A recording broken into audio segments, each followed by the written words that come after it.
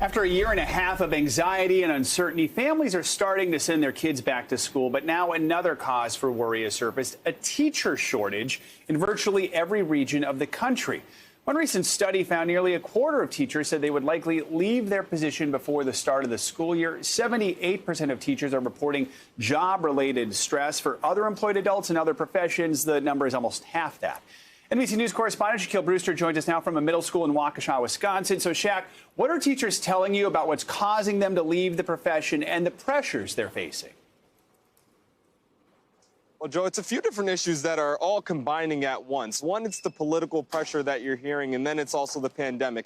You know, a common phrase that we often hear is the idea that teachers are overworked and underpaid. Well, add in a pandemic where they're now having to virtually learn, and add in the pandemic and the reopening of schools where some teachers are fundraising to get basic supplies like wipes for classrooms or masks that they have to put on. It just adds in a whole bunch of factors there that for those who were considering leaving within the next few years, well, they just decided to go ahead and make that decision now. I want you to listen to two teachers I spoke to, one here in Wisconsin, the other in Michigan. I believe you're going to hear from the one in Michigan first about what they're seeing in their schools. The second person that you'll hear from is a teacher who actually retired to go work for a family-owned bakery.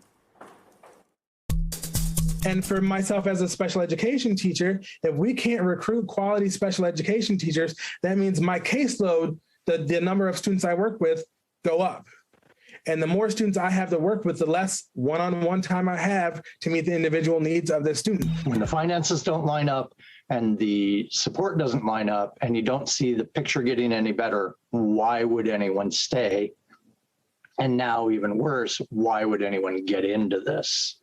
You know, our number of applicants for open positions has dropped dramatically.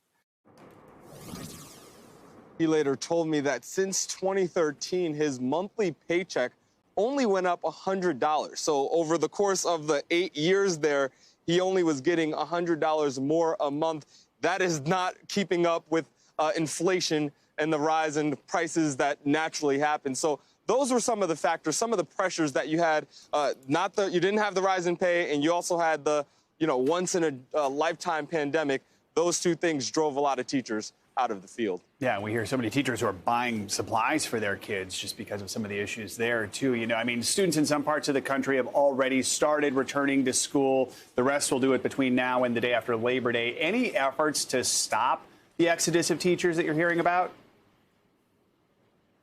Yeah, and it's important to note that this problem is happening on both ends. You have the retirements that I was just discussing, but you also have recruitment issues, issues in the pipeline. You have fewer people taking those teacher programs in colleges. So they say this is a problem that is only going to get worse. What you're hearing from HR professionals in the teaching field is that they're trying to find ways to be a little bit more creative in how they're recruiting teachers. For example, if someone is teaching auto class or a tech class, they're trying to go to industry professionals and bring them into the teaching field rather than try to find people who are already on that teaching track and shifting them into those specified fields. So they're trying to do what they can to be more creative on the recruitment end. But the idea is if you have problems on both ends, then that only makes it worse for the student experience. All right. Shaq Brewster reporting from Wisconsin. Shaq, thank you.